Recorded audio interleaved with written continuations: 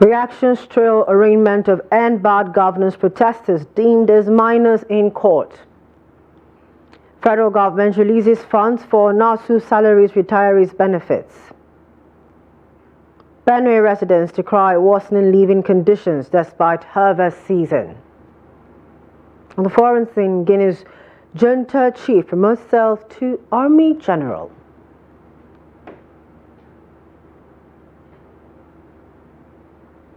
Hello and welcome to Trust TV's news update. I am Chiamaka Nwafo. Good evening. Thank you for joining us. The Nigerian Corrections Service has refuted claims that juvenile defendants from the recent #EndBadGovernance protests were detained in adult custodial facilities at the Kuje Correctional Center in Abuja. Following the arraignment of 76 individuals in connection with the protests, Justice Obiora Igwatu ordered that underage defendants be placed in Bristol facility, while adults will be remanded in standard cells until their bail conditions are met. However, reports soon emerged suggesting that the Kuje facility lacked the required Bristol accommodations. In a statement on Saturday, the spokesman of service, Umar Abubakar, clarified that the reports were misleading and assured that the service adheres to strict standards when managing juvenile offenders. Abubakar emphasized that the Nigerian Correctional Service Act 2019 mandates that juveniles are not to be held in adult facilities, adding that facility superintendents are authorized to reject new intakes if a center has reached capacity. He assured that in line with global best practices, none of the juvenile defendants were detained in adult cells. Abubakar urged the public to disregard misinformation on this issue, reiterating the Nigerian Correctional Service's commitment to professionalism and respect for human rights. The Northern Youth Assembly has asked President Bola Tinubu to order the withdrawal of all charges against minors being tried for alleged participation in the recent #EndBadGovernance protests. The group, in a statement issued to newsmen in Kano on Saturday, also urged the president to order the release of the boys unconditionally. This, they said, is to avoid further embarrassment to the government and the Nigerian criminal justice system, and also in the interest of fairness while upholding the rule of law and principles of democracy. Some of the minors who had been detained by the police since August and Friday collapsed inside the courtroom of the Federal High Court in Abuja. The incident occurred when the minors were brought to court from various police detention cells, including that of the intelligence response team. The statement, signed by the President Ali Idris Mohammed and the Secretary General Garba Abdul Hafiz, said the Nigerian criminal law has provided that all criminal cases must be presented before the court not later than 48 hours, adding that anything contrary to this may amount to an infringement on the fundamental rights of any suspect. The statement argued that the continued detention of the helpless and poor children by the federal government authorities is not only a blatant disregard to the provisions of the laws of the land, but also a deliberate scheme to destroy the future of those young people or even jeopardize their lives. Kano State Governor Kabir Yusuf has directed the swift return of the arrested members of the #EndBadGovernance protesters who are from Kano back to the state. In a post on his verified Facebook page, the governor directed the Commissioner of Justice and Attorney General of the state, Haruna Isa Dederi, so as a matter of urgency, look into the issue and get them back home. The emergence of the suspects' pictures who were taken to court on Friday has drawn the attention of the public, with people condemning authorities for arresting and keeping minors in detention.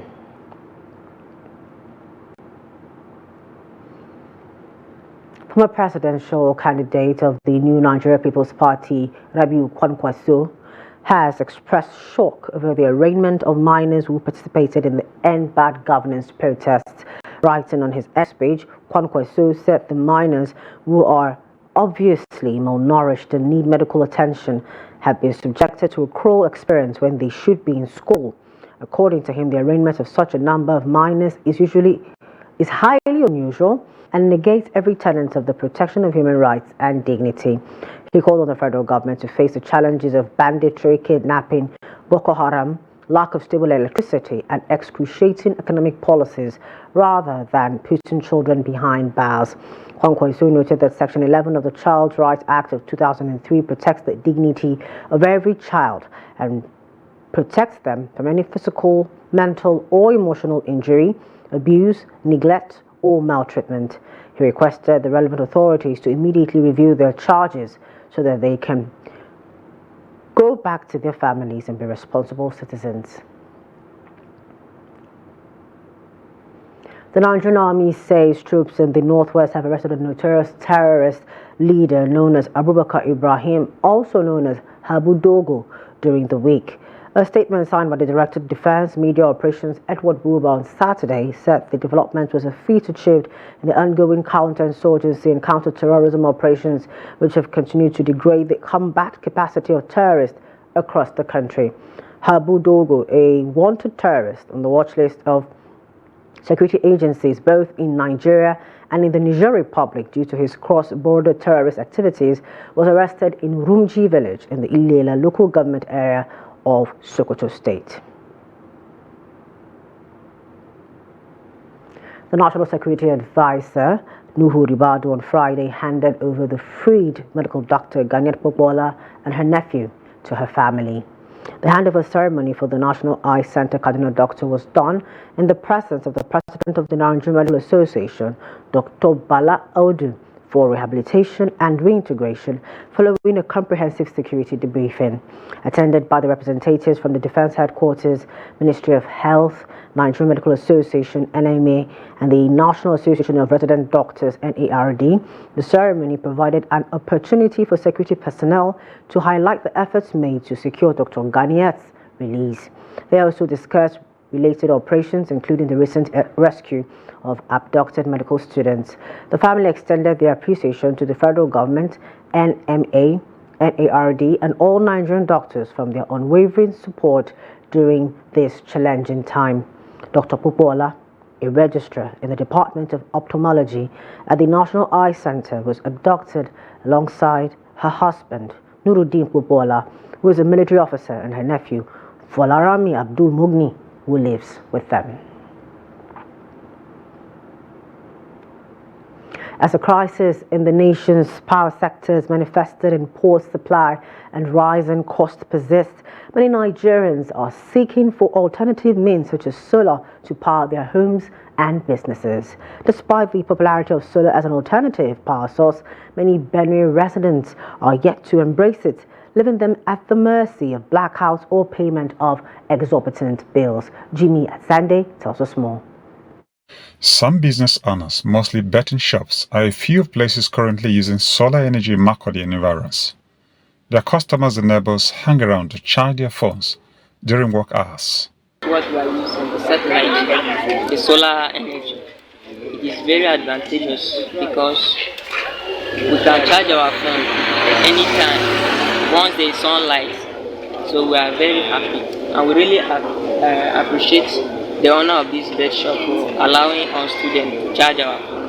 He's a very nice guy for doing that for us. Some of the residents say with an improved economy and awareness creation, many homes will switch to and embrace solar as a backup source. If there are other sources of alternative source of power, government think that if you don't improve in it, people may no longer patronize it. And in villages where they don't even have it completely, it's better that they should make provision for that solar energy. We are looking forward that even in villages, I have power, if I have the capacity, I will give it to my people. I was thinking of my household, but to a larger extent, I'm thinking if I have the capacity, I will even extend it to my community, my village, my councilhood, and whatever I can do based on the power and the capacity God will give me. We discovered that most times when there is no light and they opt to make use of the solar system, discover that they try to economize it in such a way that some of the things, like for example the fan which they have, they will say the fan should be off, because the more the things are on, the more they are consuming the power or the power supply. And so, and you discover that once people, or maybe there is no light and people are mounting here to kind of charge their phones and all of that, at some point you discover that even if there is a lot of heat or the sun is very high, you discover that at some point the solar system will go down. Although some companies offer lease-to-own alternatives to willing customers, challenges including high acquisition cost, high installation cost, and limited battery capacity are some of the stumbling blocks discouraging ownership. Jimmy Azandi, Trust TV News, Makurdi. Emergency responders this Saturday battled to tackle a fire outbreak at a private telecommunications outfit in Ghana Street, Maitama, Abuja. Reports say the inferno also raced down a building housing a local eatery in the area. According to the report, emergency responders were still battling to curtail the inferno as at press time. Government officials in the FCT are yet to issue any statement on the incident.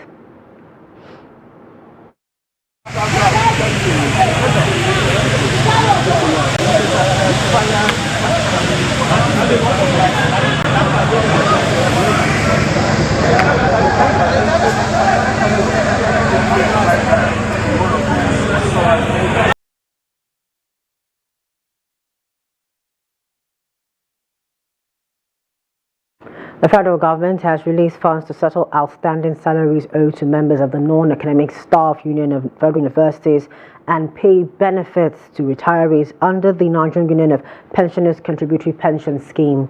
In a statement on Saturday by the Director of Press and Public Relations, Office of the Accountant General of the Federation, Bawa Mokwa, the FG confirmed that payments to NASU members have commenced, with many already confirming receipt. The OAGF reaffirmed the federal government's commitment to the welfare of Nigerian workers and retirees. On Monday, the Joint Action Committee of SANU and NASU embarked on an indefinite strike over its 4 months of withheld salary. Since then, activities have been grounded in universities across the country. We go to Kano State, where some residents have been reacting to the recent announcement by the state government directing the implementation of the new minimum wage in the state from November 2024. Kano State, home to urging the federal and state government to put in measures to ensure that once implemented, the wage will not just be sustained but improved upon. The report. It's home to over 20 million people, boasts a significant economy that plays a vital role not just in the northern region but across Nigeria. Following recent announcement of implementation of new minimum wage for civil servants by November 2024, residents are saying that although the new minimum wage of 71,000 naira is a step forward, a lot still needs to be done to ease the economic pressure on ordinary citizens. The government bears most of the burden of low income among its workers. However, after any salary increase, market food sellers might raise the prices even on their own. And then that's even before the payment is even actualized. I urge the market people to show sympathy towards the masses and for them to remember that Nigeria is ours and no one else will build it for us. One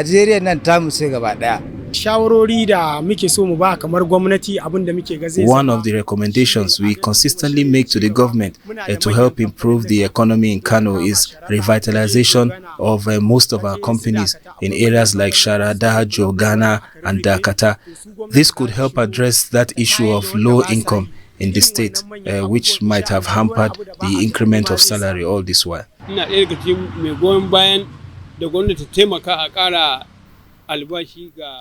I have always been one of those advocating for higher pay for civil servants, even though I am not a civil servant myself.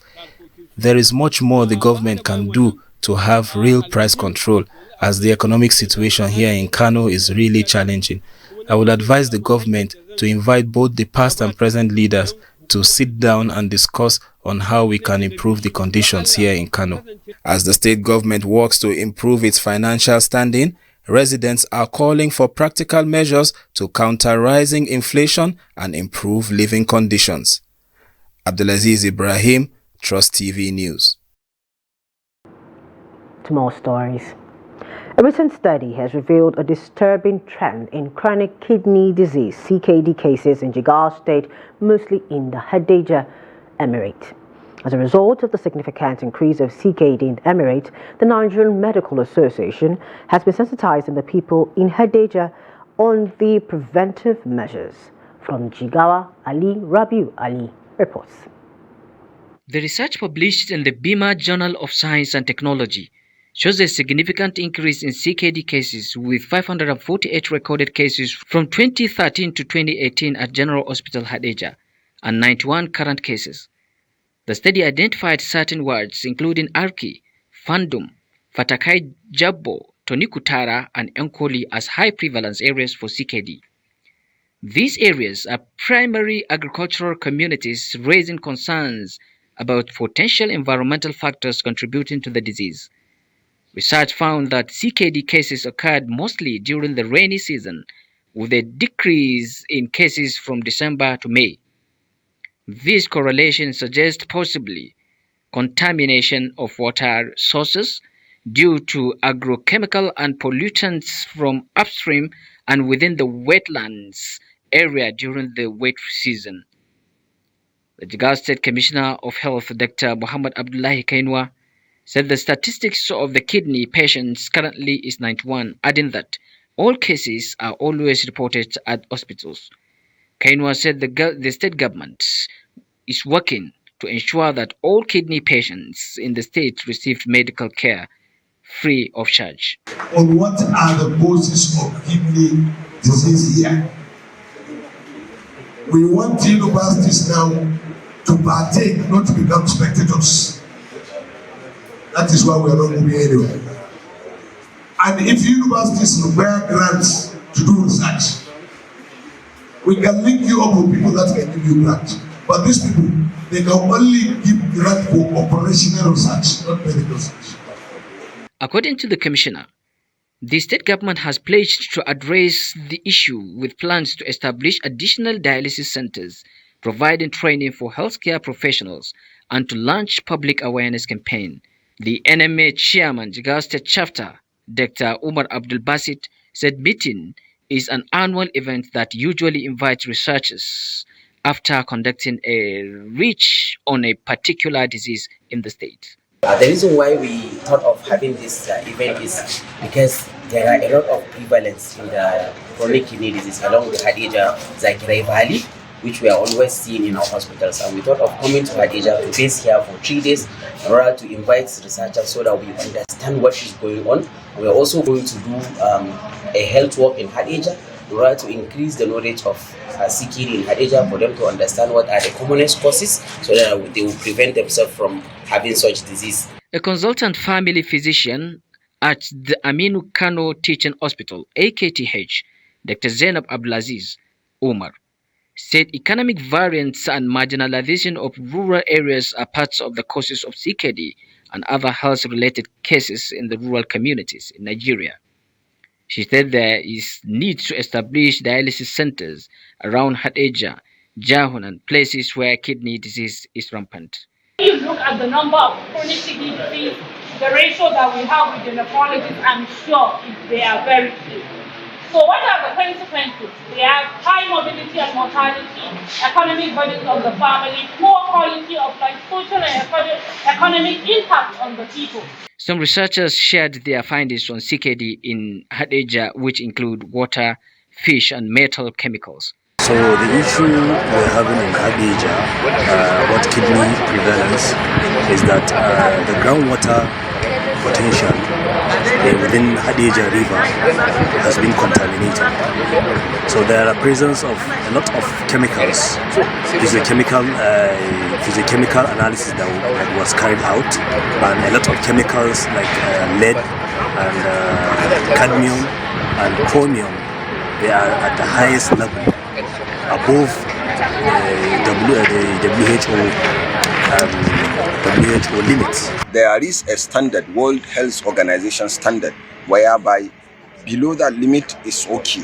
Above that limit is attached to a danger of having a kidney issues.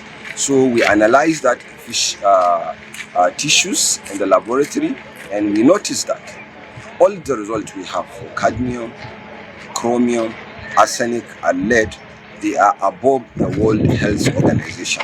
As the situation unfolds, the people of Hadejia and Jigawa State await tangible solutions to combat the rising tide of CKD cases, despite the government's efforts in addressing it by providing dialysis centers. From Jigawa, Ali Rabiu Ali, Trust TV News. To Benue State, where the residents are lamenting that despite the harvest season, the cost of living has continued to soar, with prices remaining high. Trust TV's Jimmy Azanda reports that the season, which usually comes with lower prices, is different this year, as residents say prices of commodities in the market do not reflect the harvest season. Here's more in this report. Uruku Market is basically known for food items like roof crops and grains. Usually, prices in this market are considerable compared to the other markets in Makurdi. But this year is different, according to residents who spoke to Trust TV. White tonic, 1,500. Rubber custard, 2,500. Unicorn is 1,600. Rubber is 3,500. 1 2 times 3, 3,600. But I don't put rubber for 3,500. 5 tubers of yam, 5,000. For me, it's much better because even if I am not gaining much, I use what I'm supposed to gain to feed my family. So it's better. But for others, when they come to buy, they used to complain. It's very, very difficult for them. So because of that, patronage has reduced. It has come down so much. We experience low patronage in market. It's only when months end like this that little people came to the market to patronize. If not, it's very hard. Residents believe that in spite of the petroleum prices, the government can control prices of goods and services in order to bring succor to Nigerians. Fuel condition now is very terrible because if you buy a fuel of 1,000 naira, just like usually we load from here to international markets, it's not even a far distance, but you will not be able to make up to 2,000 gain inside that. And then since you cannot make that, it's very, very difficult for us to survive. The condition is very terrible here because they are not buying things in the market, they are not coming to buy it even in the market. So you see that nothing is moving. But unlike before, when people who come to market, buy big things and then still enter the keke and go back, some people will even carry you for a charter where you can make a reasonable amount of money. But now, that is very, very, very difficult. We have gone far managing our life. I have a family of about 10 persons biologically. I have other people coming to visit us here and there.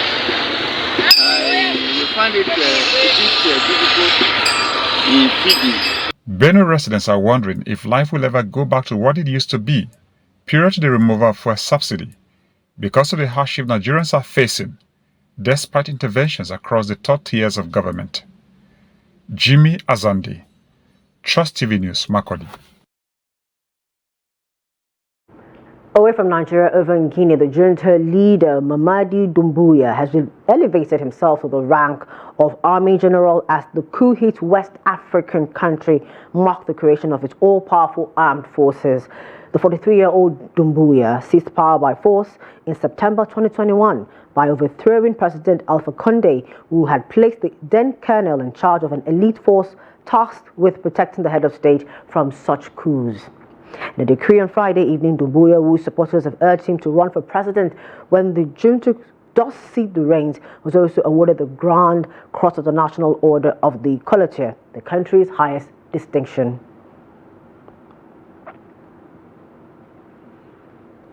And in sports, the Super Eagles of Nigeria have received a major boost ahead of the 2025 Africa Cup of Nations qualifying fixtures against Benin Republic and Rwanda, with the return of winger Moses Simon from injury. Moses Simon missed Nantes' 3-1 away defeat to Strasbourg last weekend due to a knee injury. 29-year-old has, however, returned to training and is in contention to face Olympique Marseille this weekend.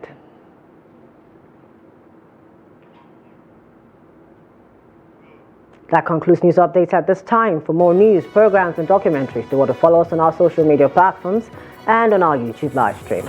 I am Chiamaka Mwafo. Thank you for watching and good evening.